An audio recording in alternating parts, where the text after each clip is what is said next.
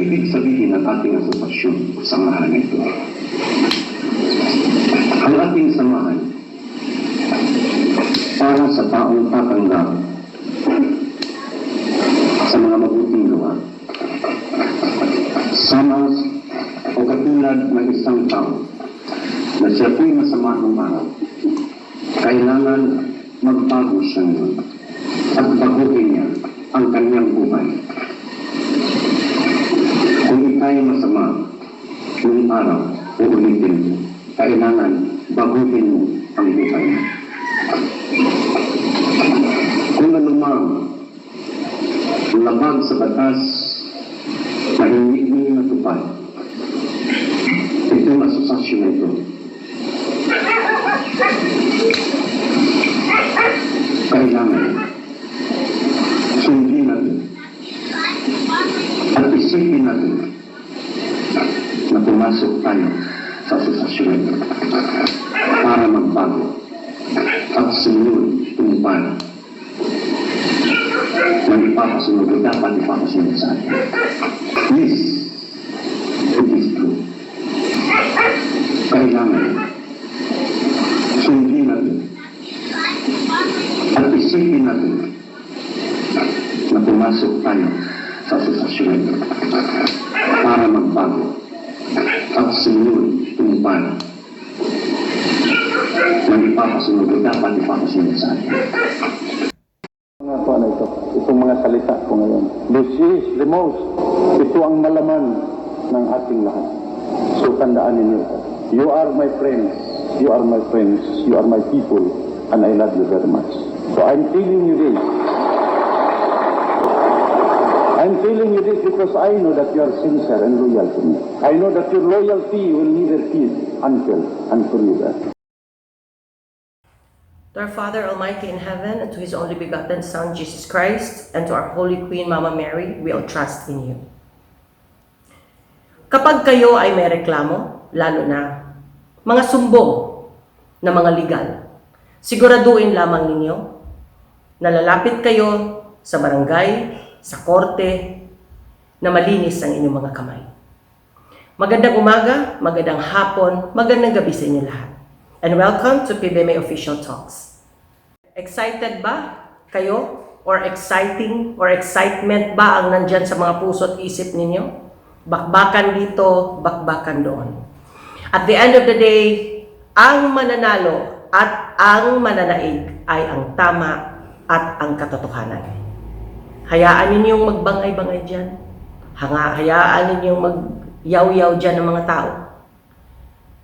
At the end of the day again, hindi pakikinggan ng Diyos Ama ang kasinungalingan at mali. Under this administration, I will never tolerate violators in this group. Violators can never be entertained in the court. Kapag labag sa batas ang ginagawa ng tao, huwag mong aasahan na makakakuha kayo ng hustisya. Dahil batas ang pinag-uusapan, wala kayo mahihita. Hindi kayo makakakuha ng hustisya dahil madudumi ang inyong mga kamay. Kayo, ang mga hindi sumusunod sa batas, wala kayong kakampi. Hindi kayo papanigan, lalo na sa korte. Maya-maya lamang po ipapaliwanag ko sa inyo kung gaano ako nagpasalamat sa mga bangungot at sutil. Sa lahat pala ng nagdesisyon na manatili sa samahang ito, sa lahat ng nagdesisyon na makinig at sumunod sa batas na pinapasunod ng ministro, congratulations to all of you. Maraming salamat at kahit papano, kayo'y mga nahimasmasan at na-realize ninyo, namulat kayo na tama lang na sumunod sa batas na pinapasunod ng ating ministro sa ating samahan na pinapayungan natin. Hindi kayo pinilit na manatili. Ang sabi ko nga, kahit dalawa na lang ang maiwan sa samahan ito, okay lang sa akin. Let's be casual this time. It's because I am more relaxed now. Kayo ang nagdesisyon na manatili Nagdesisyon kayo na manatili sa ating samahan. But again, you just did the right thing.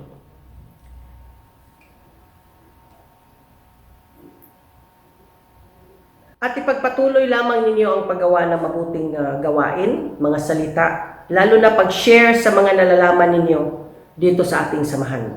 Mga salita ng Diyos na ikabubuti ng ating mga sarili at ikabubuti ng ating makatulong sa ating kapwa. Of course, I did not advise you from the start na kayo'y magpaapi. Matuto tayong lumaban, lalo na ang ipinaglalaban natin ay tama. But in a legal way, in a right way. Kung type ninyo makipagbakbakan dyan, sige hala. Basta ang ibigay lamang ninyo ay ang mga katwiran na tama at under the law. No? Under the wings of the law. Huwag tayong magsalita ng mas ikabibigat pa. Lumaban tayo dahil ang ipinaglalaban natin ay ang Diyos. Dahil ang katotohanan equals God. Truth equals God. Tama lang. Dahil ang Panginoon ng kasinungalingan ay Satanas. Marami ho yan sa ating samahan. Ngayon naglalabasan na sila kung sino-sino sila. No? Nakakatuwa naman. Dahil sila na mismo ang tumayo para maglagay ng marka sa kanilang sariling mga noo, hindi na ako kailangan umikot pa sa mga chapters. Dahil nandito tayo sa material world, kailangan dumaan tayo sa tamang protocols, tamang proseso. We are here in this world, and then we will have to follow the process. What are those processes? I need to go around the chapters for me to know who are those bangungot, sutil, at anay sa samahang ito. Pinadali actually ang aking mission. Maraming salamat sa mga bangungot, mga sutil na tumayo, nagyaw-yaw dyan, at pinadali ho ninyo ang aking misyon. Kayo na rin mismo ang tumayo at naglagay ng marka sa sarili ninyong mga noo na kayo ay S. Sutil. Kampo ni Satanas sa samahan ito. Bakit? Hindi kayo marunong sumunod sa samahan. Hindi kayo marunong sumunod sa batas na pinapasunod ng ating ministro. Uulitin ko ho, ang layunin ng ating samahang ito ay kailangan sumunod sa batas ng pinapasunod sa samahang ito. If you can protect the dignity and integrity of this association, you have the future. But if you cannot protect the dignity and you cannot follow the rules and regulations of this association, you don't have the future. Kung lalabas kayo sa samahang ito, kung nasa labas kayo ng mundo ng PBMA, nandun kayo sa mga kaibigan ninyo, nakipag-party kayo sa mga kapitbahay ninyo, sa mga colleagues sa mga opisina. Dito pa lang, hindi kayo marunong sumunod sa batas. Ano ang pang-uugali ninyo sa labas ng samahang PBMA? Kaya wala kayong kinabukasan dahil wala kayong magandang kinabukasan dahil hindi kayo marunong makisama. Sanay kayo dito sa samahan ito na nagmamarunong palagi. Sanay kayo na gumagawa ng hindi maganda. Sanay kayo na manloko. Sanay kayo manlinlang. Sanay kayong magsinungaling. Sanay kayong gumawa ng hindi mga tama gawain. So, paano kayo pakikisamahan o respetuin sa labas ng samahan ito kung ang nakasanayan ninyo ay hindi magandang pag-uugali? Kaya good luck. Vic Sanchez. Noon pa man, ang payo mo sa ating Supreme President ay mali na. Noon pa man, ang sabi niya ay ikaw daw ang nagpayo sa kanya na huwag lagyan ng kwarto ang ating ministro sa administration building. Palpak na agad ang payo. Ngayon naman, nagpayo ka na kapag hindi papasukin ang mga red ringers, ay isumbong sa barangay. Anong pakialam ng mga barangay officials sa mga violators? E di sila ang babakbakan ko? Bakit sila mangingialam? Kakampihan nila ang mga hindi sumusunod sa batas? Kakampihan nila ang mga taong dinuduraan ang batas? They are officials, government officials, elected and trusted by the people. So they should know what they're doing. Huwag silang mangingialam. Dahil ang pakikialaman nila ay iligtas at proteksyonan ang kanilang mga tao dyan na bumoto sa kanila. Hindi yung itolerate ang mga violators. Huwag ninyong kakalimutan, Vic Sanchez and wife, na once upon a time, sinunog ninyo ang divine words sa Twin Dragon Printing Press, which owned by, supposed to be, mga anak ni Mami Glenn na kambal, Alan 1 and Alan 2, pero inangkin ninyo. Ako ayoko sanang magbanggit ng pangalan. Ito ay hindi pamamahiya, panliliit, kundi para lang malaman ng publiko na ikaw ang unang nagbigay dyan sa post mo na mag-kudeta or magbigay ng payo na para lalong magulo ang isip at gugulo ang isip ng mga tao dyan.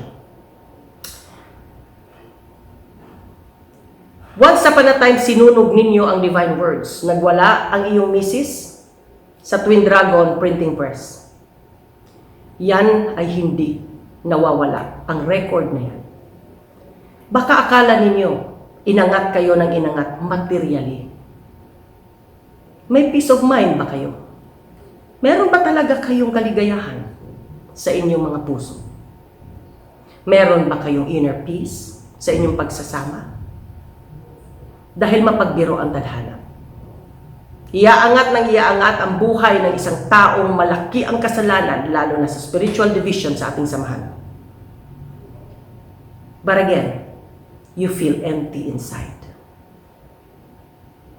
Pangalawa, baka nakalimutan ninyo na bubugbugin ka sana ng kambal dahil ayaw mong magbigay ng pera, dahil hindi naman mga stupida at stupida ang mga anak ni Mami Glenn na hindi namin malalaman na amin ang avatar construction. Inangkin din ninyo. 10% ang binibigay mo sa pamilya ni Mami Glenn, 10% ang binibigay mo kay Mami Glenn, 80% ang nasa bulsa mo. Yes, pinigilan ko ang aking mga kapatid na huwag kang bugbugin, huwag kang sugurin, dahil ang sabi ko, hayaan mo dahil nagpakahirap yan. Mainit. Pero again, it's not fair. Pero hindi nga ako mahilig mangialam ng buhay ng may buhay. Ang pakialam ko lang doon ay pinigilan ko na huwag kang bugbugin. Ano ba naman ang lakas mo kung itula ka ng dalawa? Ako pa ang namilit sa inyo na tumira dyan sa Santa Cruz. Hindi na nga kayo nagbayad dyan dahil namatay si Balmoreda. Lahat yan ay kinalimutan ninyo. Pati ang inyong atraso sa spiritual division members. Imagine, sinunog ninyo ang mga divine words. And it was in public. Kitang-kita. The reason? Wala akong pakialam. Kahit ano pang dahilan. Nag-aaway man kayo mag-asawa, nagselos ka man, meron ka mang inaasaran, that is not acceptable by the spiritual division members. Ano ba ang mga payo mo? Isa sa officials ng abroad nagsabi sa akin, Madam, one time pinayuhan ako ni Brad Vic Sanchez. Hawakan mo dyan, Brad. Magkakapera ka dyan. What an advice. Dahil ganun din siguro ang ginawa mo sa NCR. Nung ikay ilang dekada namuno. Kapag tayo'y mamatay, wala tayong madadala kahit 5, kahit piso, kahit anong sentimo. These are all temporary possessions or lives or what we have in this world.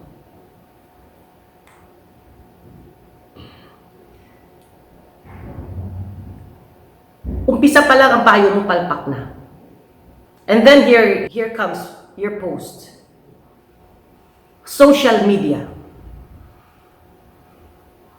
Huwag kayo nagsasalita ng hindi ninyo kayang panindigan.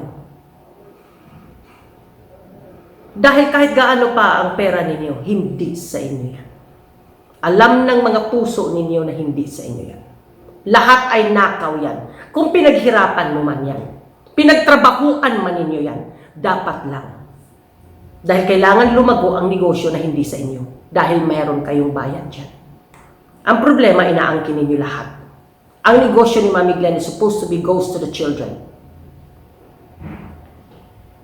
Hindi ba kayo nahihiya? Ang katabi ninyong bahay ay barong-barong lang. Anak pa ng ministro, barong-barong lang ang bahay. Pinaghirapan nyo yan eh. But again, talaga? Talaga lang ha? Old missioners. May nag-post na mga talo o mga talo-talo.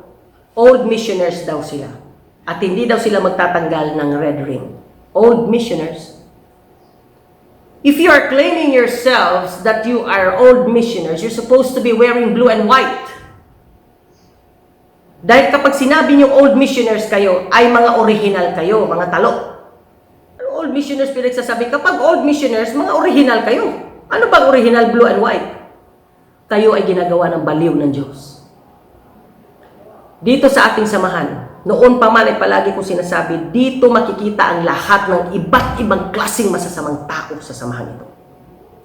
Kaya noon pa man ay iniluwa na kayo.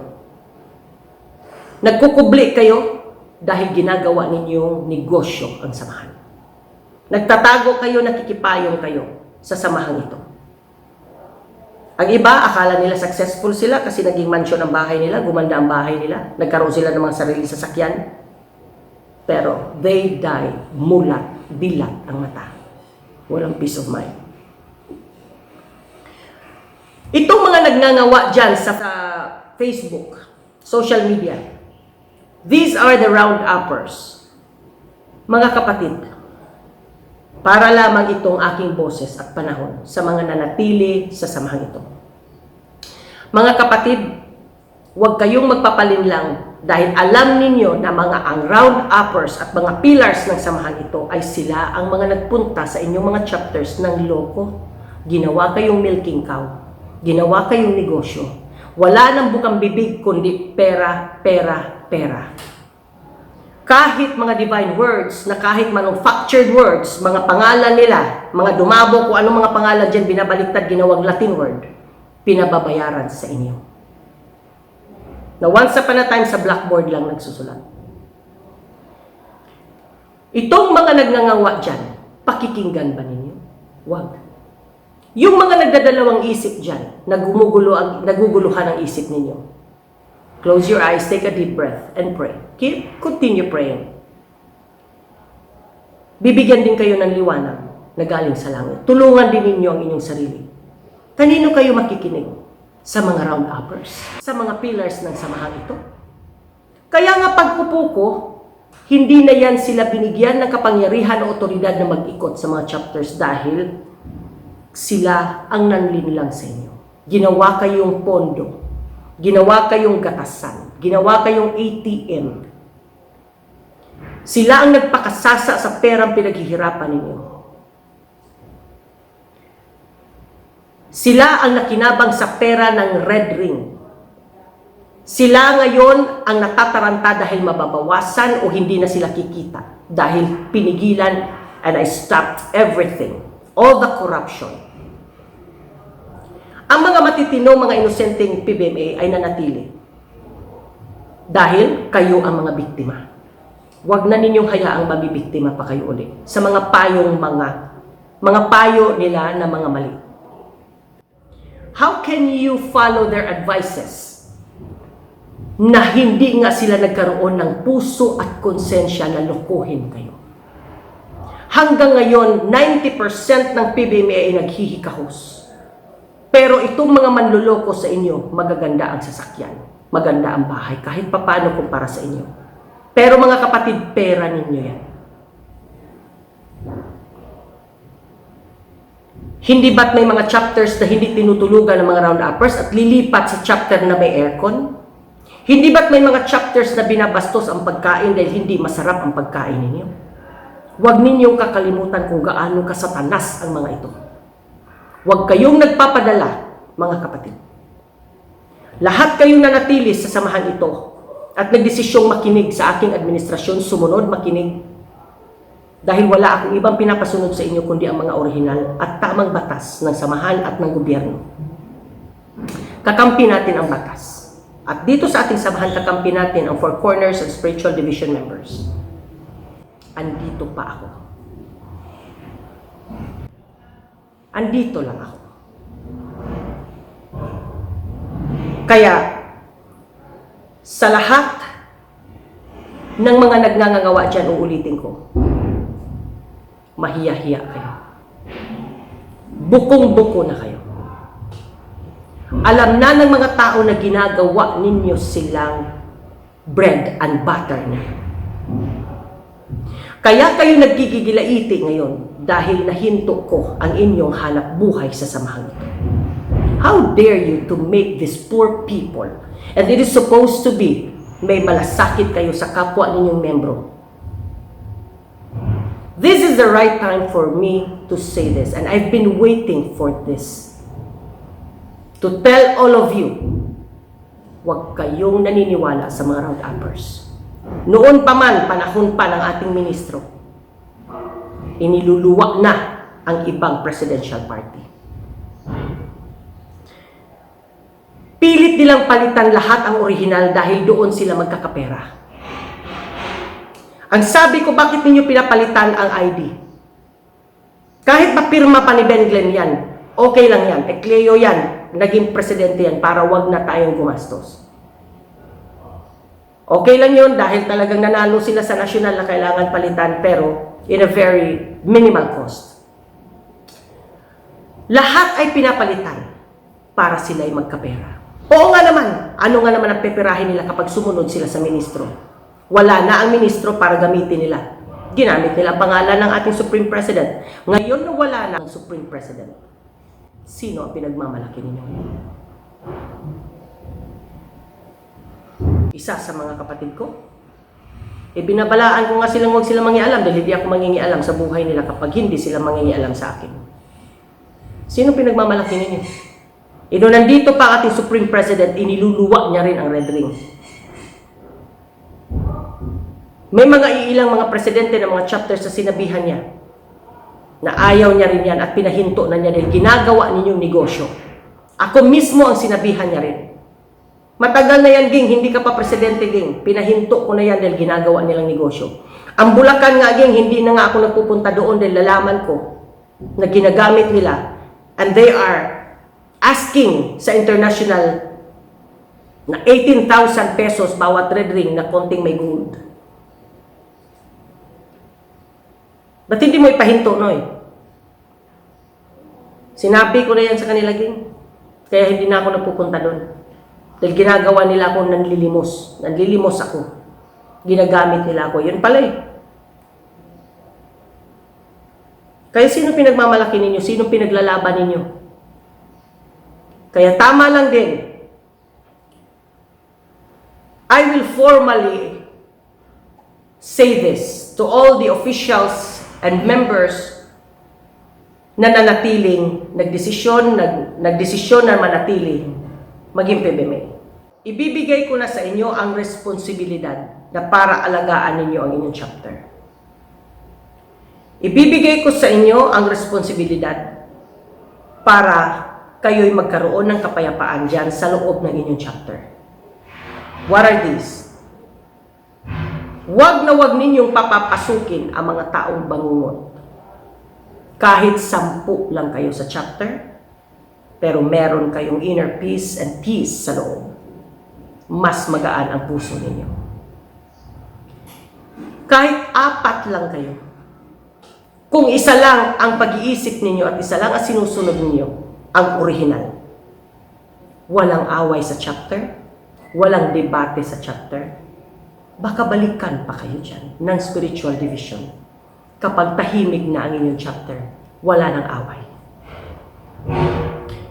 Huwag ninyong papapasukin ang mga red ringers. Tandaan ninyo, they are all violators. Huwag kayong makikinig or matakot dahil kayo ang may karapatang magsumbong dahil trespassing sila.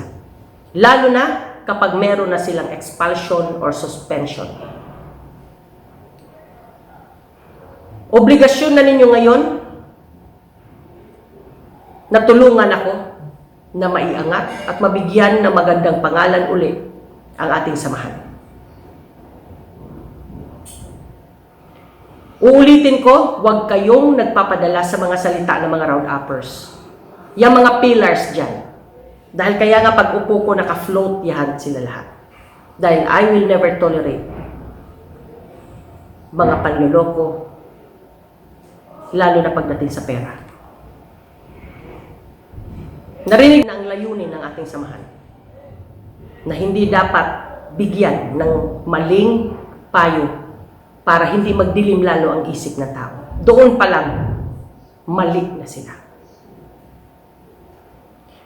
Obligasyon ninyo at karapatan ninyo na kayo'y magkaroon ng magaan na puso kapag tuwing papasok kayo sa chapter.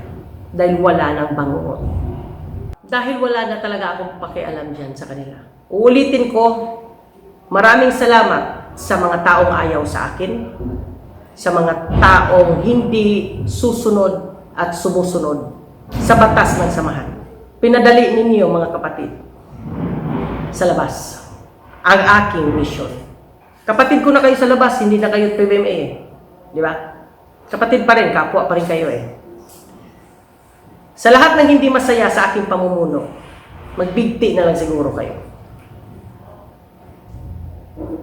Dahil hindi pinanganak ang isang J.D. Cleo para sumuko ng ganun lang, para panalunin ang mali, ang kasinungalingan. Come on. No way. Para ko na rin sinabing, i-give up ko ang aking faith sa ating Amang Diyos. No way. Bakit ko pananalunin ang kasinungalingan at mali? Dahil kailanman, uulitin ko ito, hindi mananalo ang kasinungalingan at mali sa tama at totoo. Bugbog yan. Maraming naririnig na mga hindi maganda. But those are BIBI only. Natural lang ang BIBI sa nag-minisyon. Kasama yan, ang BIBI. Hindi yan mawawala. Dahil pupukulin ka talaga kapag may magaganda ka ng nagawa. Kaya, remember, I am not the president of the country. Kayo lang ang hawak ko. Napakadali. Kung gusto pa rin ninyong manatili, kahit bangungot kayo, bilang na ang mga araw ninyo. Kung ako sa inyo, magbalot-balot kayo. Unang-una, hindi kayo papapasukin sa chapter. Sasabihin, huwag kayong pumasok sa chapter. You know, I'll give you a piece of advice to all the red ringers. To all the red ringers, magtayo kayo na sarili ninyo, grupo. Bakit ba ninyo pinagsisiksikan ang sarili ninyo dito sa samahan? Ha? Noon pa man ay iniluwa na kayo ng ating ministro. Specifically, Lolo Adriano. Oh. Magtayo kayo. Gusto pa rin ninyo Ruben, oh. Sige, Ruben Jr., di ba? Oh. RJ BMA. Ruben Jr. Bangungot Members Association. Oh. Hindi ba ito ganda yan? Ruben, dahil lagi ninyo sinasabing tao kami, madam, ni Master Junior.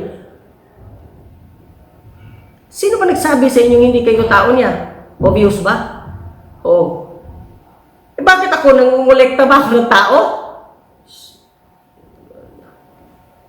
Wala nga akong pakialam, maubos kayo eh. Oh. Oh, Ruben Junior Bangungot Members Association. Mas maganda yon, mga kapatid sa labas. Ha? Mas maganda yon. RJBMA. Huwag na kayo mag-PBMA. Wala na, iniluwa na kayo. Huwag na. Kayo na nga mismo naglagay ng marka dyan sa ulo ninyo na S. Sutil. Kampon. At bakit ba pinag-iinitan ninyo si EVP? Ano ba pakialam ni EVP? Kikilos ba yan si EVP at saka mga board of directors dyan? Board of trustees dyan? Kung hindi ako nagbibigay ng instruction, ako ang tirahin ninyo. Dinadamay ninyo si EVP, nagtatrabaho lang yan. Alam nyo, mga kapatid sa labas at mga kapatid sa loob, Trabaho lang lahat ito. Mission ba? Trabaho lang, walang personalan. At the end of the day, kanya-kanya tayong pagsalba ng ating mga buhay. Walang personalan ito. Bakit walang personalan? Magkakasama ba tayo sa bahay? Hindi ba't kanya-kanya tayong magsalba ng ating mga sarili? Hindi ba't kanya-kanya tayong kakayod para tayo magbigay ng pagkain o disenteng pagkain sa ating pamilya? Lahat ito ay walang personalan. Isang mabigat na dahilan ba't walang personalan? Wala ni isa sa inyo dyan ang pwedeng mag-ari ng chapter. Pwede lang mamuno, mag-alaga kapag kayo'y manatili bilang PBMA matino. Kaya lahat ito, temporary. Dahil walang taong mabubuhay habang buhay sa mundo ito. Kaya wala itong personalan, mga kapatid sa labas. Kung ano-ano sasabihin ninyo kay EVP, sa tingin ninyo maano yung utak ni EVP? He is already built. He was built and he is built for his mission. He will die in God's time, all of us. I will also die in God's time. But nagawa muna ang tamang mission. Hindi tulad ninyong mga violators ang makakayanig sa amin ni EVP.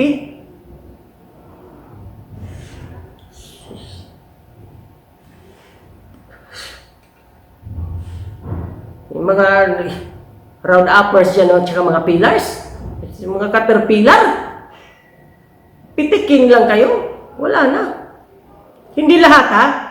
Merong mga round-uppers dyan na siguro 99% naman. May 0.1% pa namang round-upper siguro na iwan dyan matino.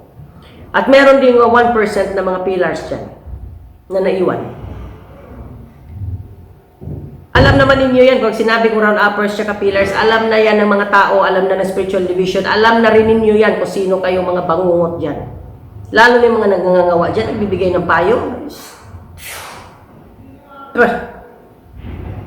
Payo-payo pa kayo. Kalaki ng atraso ninyo lahat.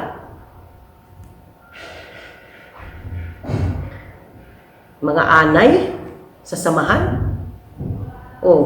Sundin ninyo yung payo ko kahit ngayon lang. Magtayo kayo na sarili ninyo. Madali lang naman. Gawin ninyo yan ng mga pinapaniwalaan ninyo dyan. Gawin ninyo yung founder. Hindi kayo makatayo, no? Dahil hindi kayo pwede magpatotoo.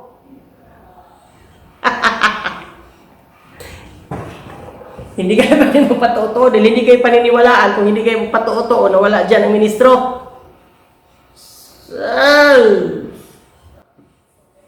Yan na. Kapag mumura na naman sila. Sus Marie Joseph kayo. Merong akong video na nag-caught ng attention sa akin yung may isang comment. Ruben Eustavio. No? Katulad nitong taong ito. Ilang video nag-comment siya na wala kang ibang alam kundi mga mensahe ng SD nila Lolo Adriano. Ginagamit mo sila para manlinlang ka. Ang mga tulad nito nakakaawa. Nakakaawa dahil bakit naman ako magsasalita at magbibigay ng mensahe na galing sa akin? Dala-dala ko nga ang original eh. Bakit ako manlilinlang? Ang nanlilinlang ay nagpapatotoo. Sinasabi ko lamang ito sa inyo kahit walang sense itong taong ito. Dahil sinagot siya doon na, sinagot ko pala siya, ba't hindi ka na lang doon bumalik sa sinapupunan ng nanay mo para makakuha ka ng kahit konting pag-iisip ba? No? Dahil, kahit siguro, kunyari, for example, hindi ako nakatapos pag-aaral, no read, no write ako, hindi naman ako ganun magsalita. Bigla ka na lang sisingit dyan, ginagamit mo lang ang ginagamit mo lang ang mga mensahe nila Lolo, wala kang ibang mensahe. This is not a debate. Hindi naman ito debate para magsalita ako ng sarili ko. Kaya itong Ruben sabi ninyo, Ruben lang ang Ang galangin ninyo at pakinggan, Ruben lang. Itong Ruben Eustabio, gawin niyo Master Ruben eh. Magsama-sama kayong mga... Mga kapatid, ang mga ayaw sa akin, mga anay, sino-sino itong mga to. Galit sila sa akin dahil nahinto ang kanilang kalokohan, katarantaduhan, pagsisinungaling, pangwarta sa inyo. No? Sino-sino itong mga nanatili? Kayo, mga kapatid sa loob, ay mga biktima ng mga galit sa akin. This is a chain of reaction. Dalawa lang ang klase sa samahan ito. Under my administration. Una, galit sila sa akin. Ang mga galit, ito ulitin ko ang mga manloloko, ginawa kayong milking cow, ginawa kayong gatasan, ginawa kayong bangko. Walang mga konsensya dahil kahit hirap na kayo sa buhay ninyo, hanggat sila may makabig na pera pag uwi nila sa bahay nila, galing sa pag-round up nila, wala na silang pakialam sa inyo. Ito sila ang mga galit sa akin. Dahil nabawasan o hindi na sila magkakapera sa inyo at sa samahan ito. Ang pangalawang klaseng membro dito sa samahan, ang mga nanatili, mga biktima ng number 1 na mga galit sa akin. Simple as that. Kung napapansin ninyo mga kapatid, ang tarpaulin ay binuo ko na.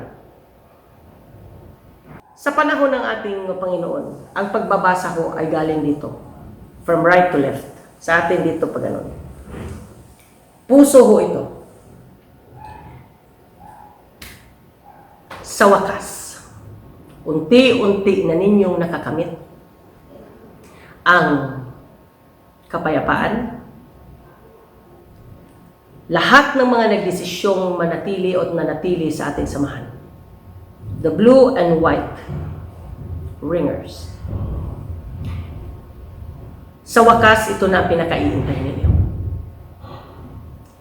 Ito na ang panahon na gagaan na ang puso ninyo. Hindi na kayo magdedebate sa chapter. Because chapter should be a solemn prayer place. It should be a solemn, respected place where you can really cry, where you can really think. Ang chapter ay dito natin, itong lugar sa ating samahan na ito, ay kung saan kayo makakaiyak, kung saan kayo may privacy na umiyak, makapag-isip sa inyong mga problema sa labas. Ito na ang panahon na magagawa na ninyo yan, na wala ng bangayan sa loob. Pagkatapos ng meeting, pwede kayong magstay for a while and pray and cry sa corner na walang maingay, walang nag-aaway, walang manluloko dahil iisa na lang ang inyong hangarin. Sa lahat ng mga nagdesisyon na manatili sa samang ito, panahon na ninyo. This is the right time. Umpisahan na ninyo sumigaw na may mga ngiti sa inyong mga mukha, na may gaan sa inyong mga puso. Unti-unti na nating masisigaw ang puso. Dahil ito na ang panahon na masisigaw na natin with godly smiles in our faces, sa ating mga mukha, at magaan sa ating dibdib. 1. Solidified, united, PBMA. Sa lahat ng mga bangungot, good luck. Sa lahat ng nagdesisyong manatili sa samahan ito at nagdesisyong sumunod at magsuporta sa administrasyon ito, more power, mabuhay sa inyo lahat. Mabuhay ang PBMA. 1. Solidified, united, PBMA. Maraming salamat. Magkita-kita tayo muli. God bless and stay safe.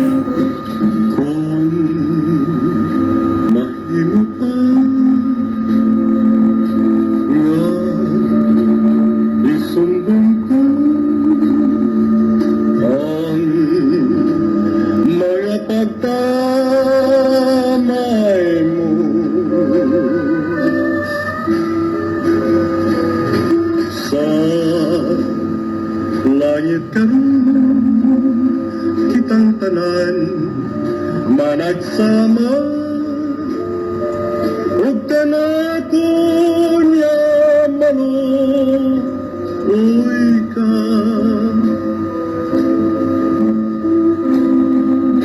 tungod sa kabangis sa kasilag mo sa man kahay kasumbungan ko sa langit karon kitang tanan